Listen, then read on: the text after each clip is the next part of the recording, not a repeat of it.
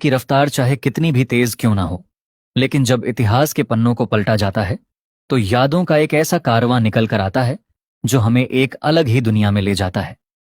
आज हम आपको समय के पहिए को पूरे 4 दशक पीछे घुमाकर साल 1984 के उस अहमदाबाद में लेकर चल रहे हैं, जिसे शायद आज की पीढ़ी सिर्फ किताबों या बुजुर्गों की कहानियों में ही सुन पाती है। जरा गौर से देखिए इन धुंधले लेकिन बेहद खूबसूरत दृश्यों को।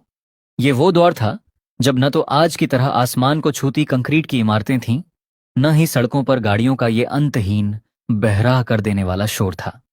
उस वक्त के अहमदाबाद की हवाओं में एक गजब का ठहराव था, एक अनोखा सुकून था, और साबरमती नदी के किनारे बसे इस ऐतिहासिक शहर की अपनी एक अलग ही धीमी और शांत रफ्तार थी।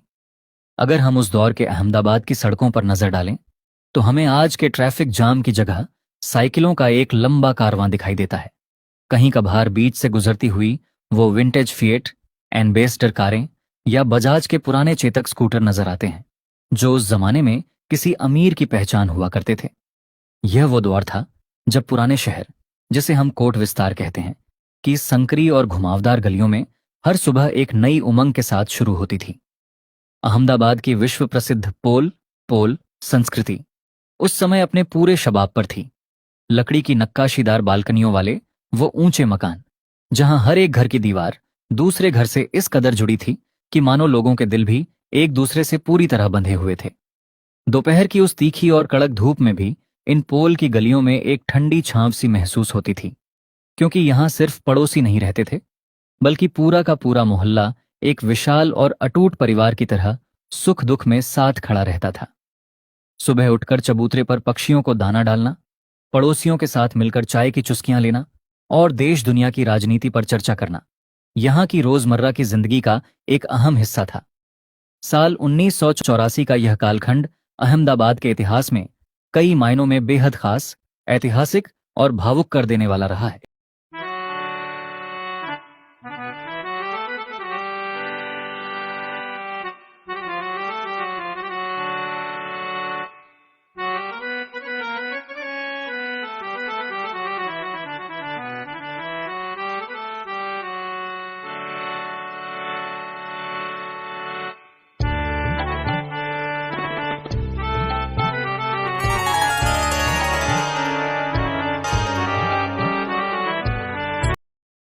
रिपोर्ट बाय अश्विन लिंबाचिया, भारत विरर, अहमदाबाद।